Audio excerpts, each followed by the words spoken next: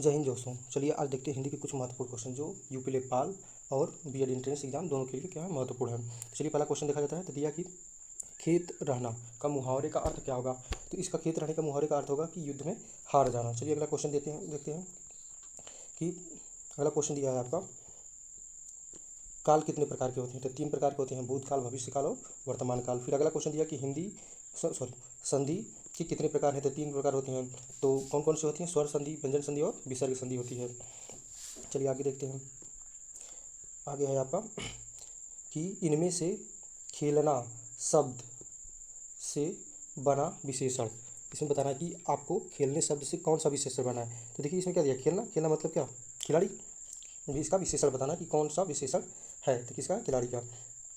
यह कि निम्न में से कौन सा शब्द सूर्य का पर्यायवाची है। तो इसमें बताना है आपको सूर्य का पर्यायवाची कौन सा है। तो मारुति जो होती है आपका वायु की होती है, और ये सब होते हैं। आदित्य ही क्या होता है, सूर्य। आदित्य मतलब सूर्य होता है, यानी कि कौन सा सही है, आपका नंबर सी सही है। चलिए आगे देखते हैं। दिया कि मीनाक्षी, मीनाक्षी का पर्यायवाची क्या है। तो मीनाक्षी का पर्यायवाची होता है आपका दुर्गा। तो ऑप्शन नंबर कौन सा सही है, बी सही है।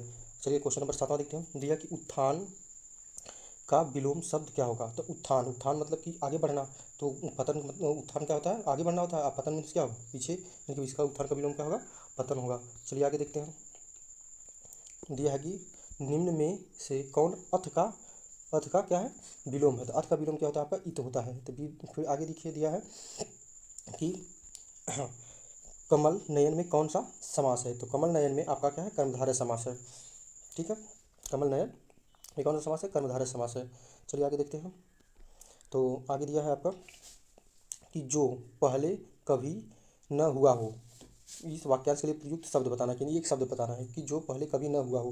तो इसका क्या होगा, अभूतपूर्व। यानी कि अभूत मतलब कि जो पहले, पहले मतलब पीछे जो बीता हुआ है, यानी कि अभूतपूर्व, जो पहले न हुआ हो।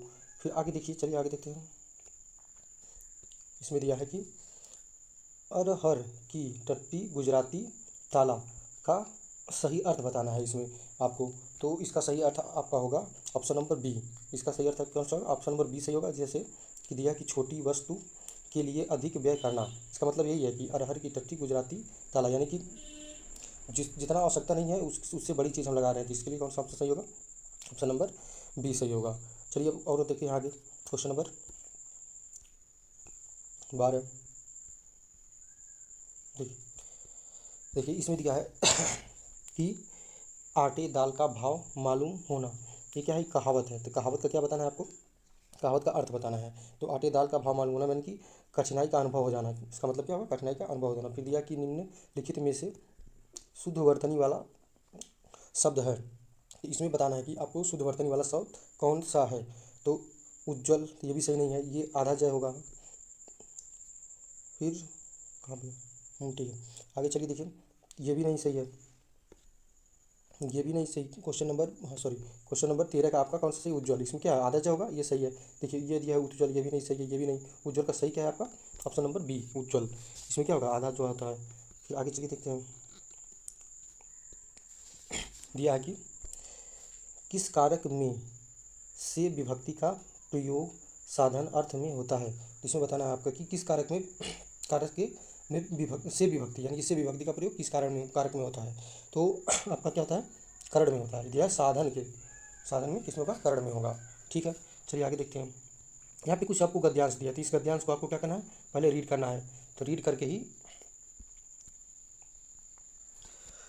तो इसका क्या कर देना है, आंसर देना है। चलिए गद्यांश को पढ़िए।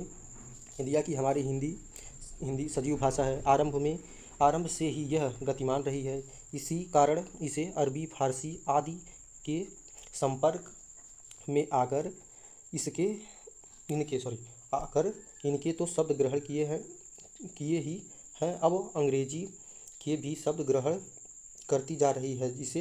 दो इसे दोष नहीं, गुण ही समझना चाहिए, क्योंकि अपनी इसी ग्रहण शक्ति से हिंदी अपनी वृद्धि कर रही है। हास नहीं, ज्यों ज्यों इसका प्रचार बढ़ेगा त्यों त्यों इसमें नए शब्दों का आगमन होता जाएगा। हमें तो केवल इस बात का ध्यान रखना है कि सम्मिश्रण के कारण हमारी भाषा अपने स्वरूप को तो नष्ट नहीं कर रही कहीं अन्य भाषाओं के बेमेल शब्दों के मिश्रण से अपना रूप तो विकृत नहीं कर रही। तो इसके हिसाब से आपको क्या देना है, इसका आंसर देना है। तो चलिए सबसे पहले इसका आंसर देखते हैं। पहला वाले का आंसर देखिए क्या दिया, सजीव भाषा का अर्थ क्या है। तो सजीव भाषा का अर्थ आपका इसमें क्या होगा, गतिमान भाषा। सजीव मतलब क्या होता है, गतिमान, यानी कोई क्या बोलते हैं ना, गति कर रहा है। सजीव होगा तो गति करेगा ही। फिर दिया कि शब्द ग्रहण दोष क्यों नहीं है, शब्द ग्रहण दोष क्यों नहीं है। तो इसका सही ऑप्शन आपका होगा कि क्योंकि शब्द भंडार भाषा की समृद्धि का परिचायक हैं, ये सही होगा आपका। फिर दिया है अगला कि अंबर का अनेकार्थक शब्द नहीं है। तो इसमें बताना कौन सा अंबर का अनेकार्थक शब्द नहीं है। तो इसमें आपका ऑप्शन नंबर सी नहीं होगा, ये वस्त्र है। इसी तरीके से मेघ मतलब बादल, इस मतलब परफ्यूम टाइप होता है, तो ये इसका अनेकार्थी शब्द नहीं है।